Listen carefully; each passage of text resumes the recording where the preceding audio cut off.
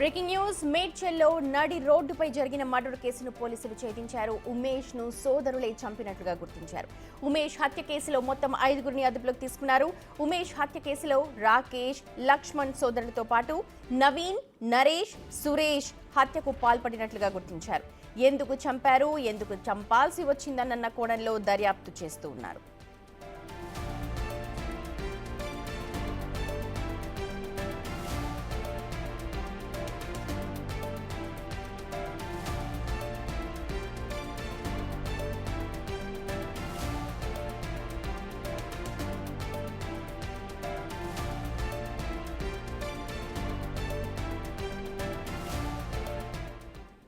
Right, ఇదే అంశానికి సంబంధించి మా ప్రతినిధి సుజాత ఉన్నారు అప్డేట్స్ అందించడానికి. సుజాత, ఏ కారణాలు, కుటుంబ కలహాలు అని చెప్పి ప్రధానంగా పోలీసులు అనుమానిస్తూ ఉన్నారు.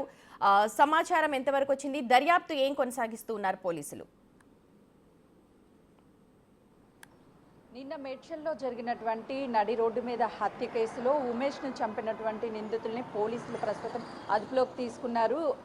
ఉమేష్ సోదరులే కక్షపూరితంగా హత్య చేసినట్లు చెప్తున్నారు. గత కొద్ది కాలంగా ఉమేష్ ఇంటికి తాగి రావడంతో పాటు తల్లిదండ్రుల మీద దాడి చేయడంతో గత కొన్ని రోజుల నుంచి వారి మధ్య వివాదం చోటు చేసుకుంది. తను మారాలి అంటూ పలుమార్లు చెప్పినప్పటికీ ఉమేష్ ఇంటికి వచ్చేసరికి సాయంత్రం వేళలో మద్యం సేవించి ఇంటికి వచ్చిన తర్వాత కుటుంబ సభ్యుల మీద దాడి చేయడంతో పాటు వాగ్వాదానికి దిగడము, రోడ్డు మీద అంతా గొడవలు చేయడం వల్ల తమ పరువు పోతుంది అని భావించినటువంటి రాకేష్ పలుమార్లు సర్ది చెప్పే ప్రయత్నం చేశాడు.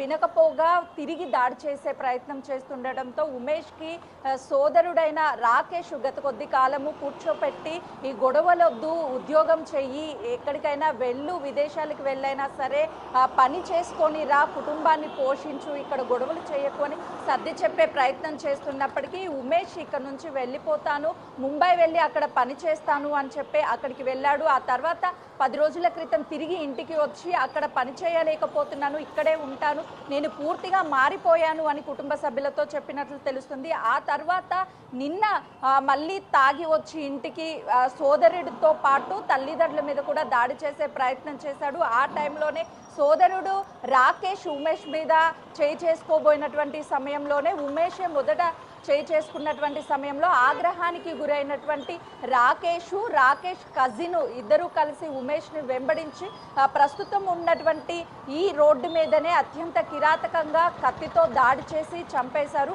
తను చనిపోయాడా లేదని నిర్ధారించుకున్న తర్వాతే ఇక్కడ నుంచి రాకేష్ వెళ్ళిపోయాడు. రాకేష్ కి సహకరించినటువంటి 3 వ్యక్తులను తీసుకున్నారు.